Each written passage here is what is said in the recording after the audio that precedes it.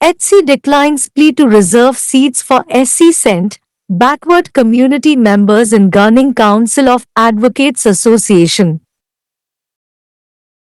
The Karnataka High Court on Saturday refused to grant any relief in a petition seeking a direction to the Advocates Association, Bengaluru, to take steps for providing overall 50% reservation to SC Cent and backward communities, which may also include women reservation in the governing body of the association during the ensuing elections.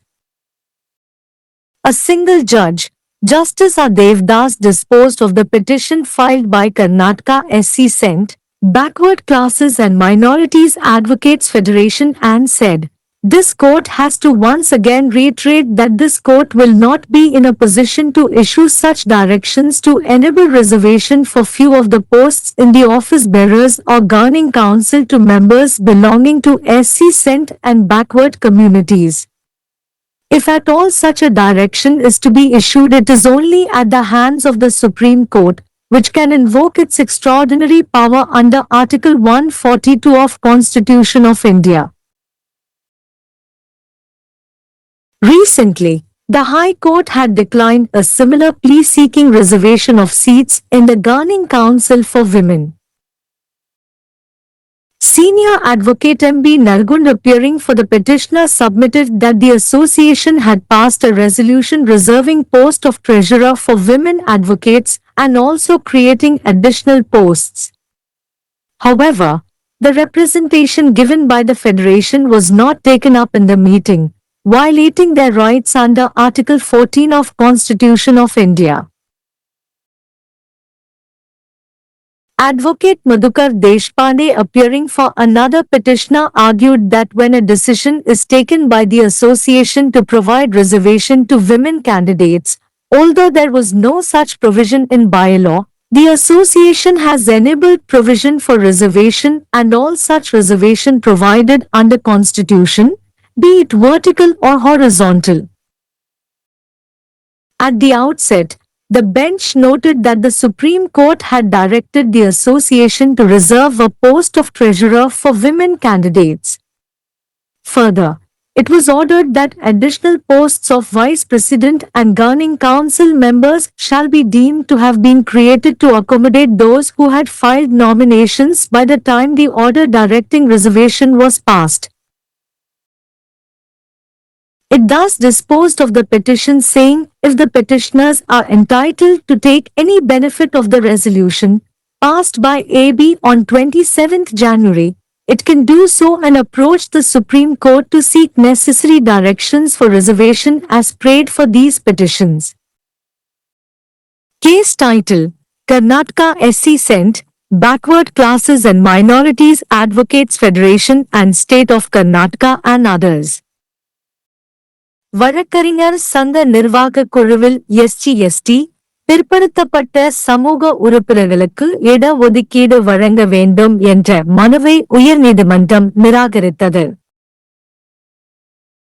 அடுத்த தேர்தல்களின் போது SC/ST மற்றும் பிற்படுத்தப்பட்ட சமூகங்களுக்கு ஒட்டுமொத்தமாக 50% இடஒதுக்கீட்டை வழங்க நடவடிக்கை எடுக்க பெங்களூரு வழக்கறிஞர்கள் சங்கத்திற்கு உத்தரவிடக் கோரிய மனுவில் எந்த நிவாரணமும் வழங்க கர்நாடக உயர்நீதிமன்றம் சனிக்கிழமை மறுத்துவிட்டது.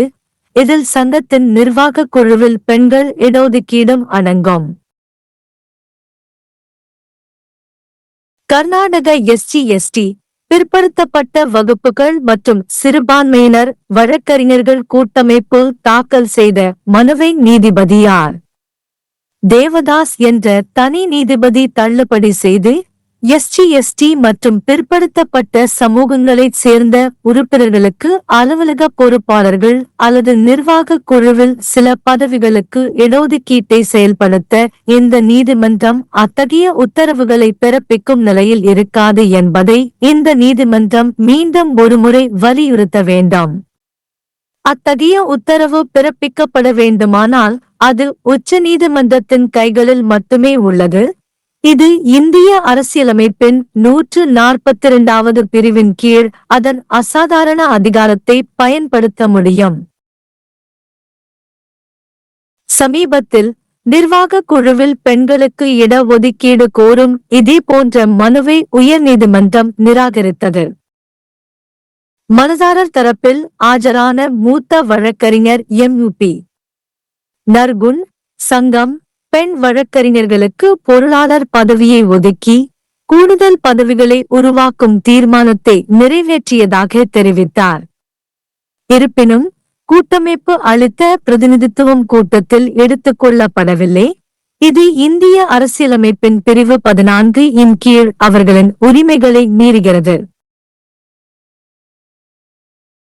மற்றொரு மனுதாரர் தரப்பில் ஆஜரான வழக்கறிஞர் மதுகர் தேஷ்பாண்டே, பெண் வேட்பாளர்களுக்கு இடஒதுக்கீடு வழங்க சங்கம் முடிவு எடுக்கும்போது துணை சட்டத்தில் அத்தகைய ஏற்பாடு இல்லை என்றாலும் சங்கம் இடஒதுக்கீடு மற்றும் அரசியலமைப்பின் கீழ் வழங்கப்பட்ட அனைத்து இடஒதுக்கீடுகளையும் அது செங்குத்தாகவோ அல்லது கிடைமட்டமாகவோ இருந்தாலும் வழங்கியுள்ளது என்று வாதிட்டார்.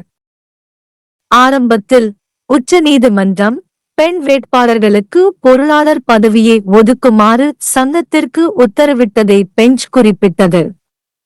மேலும் இடஒதுக்கீட்டை வழிநடத்தும் உத்தரவு பிறப்பிக்கப்பட்ட நேரத்தில் வேட்புமனுக்களை தாக்கல் செய்தவர்களுக்கு இடமளிக்க துணைத் தலைவர் மற்றும் நிர்வாக குழு உறுப்பினர்களின் கூடுதல் பதவிகள் உருவாக்கப்பட்டதாக கருதப்படும் என்றும் உத்தரவிடப்பட்டது.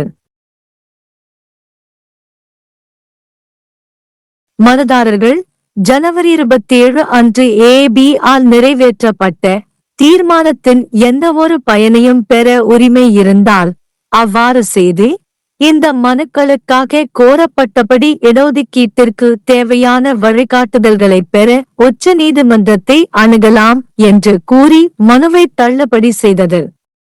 வழக்கு தலைப்பு: கர்நாடகா எஸ்சி சென்ட் பிற்படுத்தப்பட்டோர் மற்றும் சிறுபான்மையினர் வழக்கறிஞர்கள் கூட்டமைப்பு மற்றும் கர்நாடகா மாநிலம் பிற்படுத்தப்பட்டோர் अधिवक्ता संघ की गवर्निंग काउंसिल में अनुसूचित जाति, अनुसूचित जनजाति, पिछड़े समुदाय के सदस्यों के लिए सीटें आरक्षित करने की याचिका को उच्च न्यायालय ने खारिज कर दिया।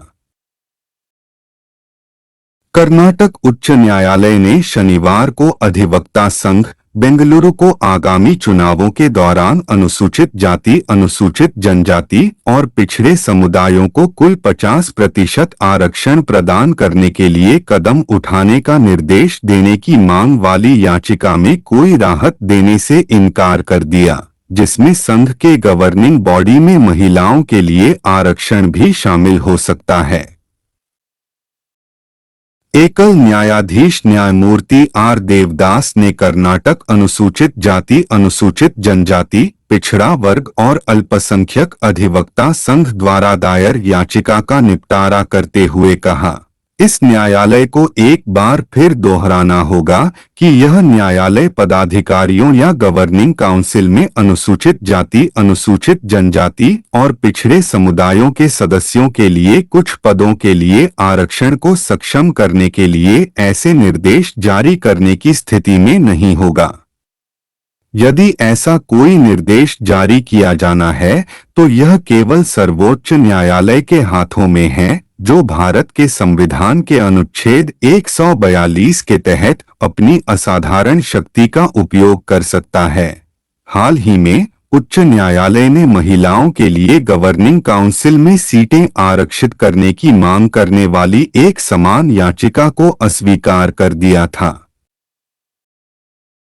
याचिकाकर्ता की ओर से उपस्थित वरिष्ठ अधिवक्ता एन.बी. नरगुंड ने प्रस्तुत किया कि एसोसिएशन ने महिला अधिवक्ताओं के लिए कोषाध्यक्ष का पद आरक्षित करने तथा अतिरिक्त पद सृजित करने का प्रस्ताव पारित किया था।